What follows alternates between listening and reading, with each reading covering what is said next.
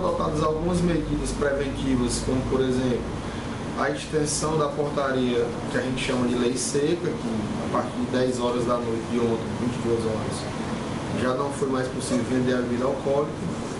E, paralelo a isso, ou somando a isso também, uma portaria determinando o que a gente chama vulgarmente de toque de recolher, determinando que a partir das 11 horas não tivesse mais trânsito de pessoas injustificadamente dentro da cidade de Icó e nos distritos. Então nós, com o aparato policial de 58 homens da Polícia Militar, podemos distribuir em locais específicos e, graças a Deus, dentro da medida do possível, nós conseguimos, evitar o consumo de bebida alcoólica a partir dessas 10 horas, pelo menos nos bares e restaurantes. E 2, também restringir a circulação de pessoas a partir das 11 horas, foi aos poucos acabando até mais ou menos 12, 12 e meia, já não tinha praticamente mais ninguém circulando. Isso trouxe para nós, pelo menos na sensação que nós temos e na conversa que a gente levou já hoje, na parte da manhã, com as pessoas da comunidade, algumas lideranças políticas, uma tranquilidade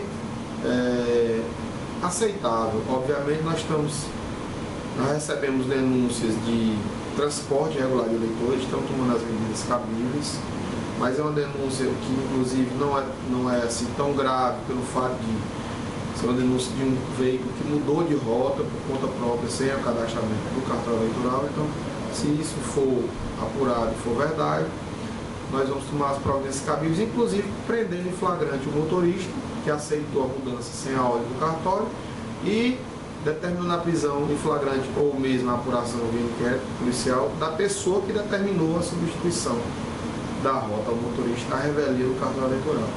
Então, no mais, nós estamos tentando evitar o acesso ao local de votação das pessoas que não votam ali, ou então quem já votou estamos pedindo para ir para casa, para evitar boca de urna, evitar o tumulto em si mesmo. Enfim, na nossa visão, a eleição está correndo de forma tranquila, o eleitor está votando de forma tranquila, livre, espontânea. E para nós é o que importa. Não importa para nós da Justiça Eleitoral quem sairá vencedor nas urnas. Para nós importa é a tranquilidade durante o pleito.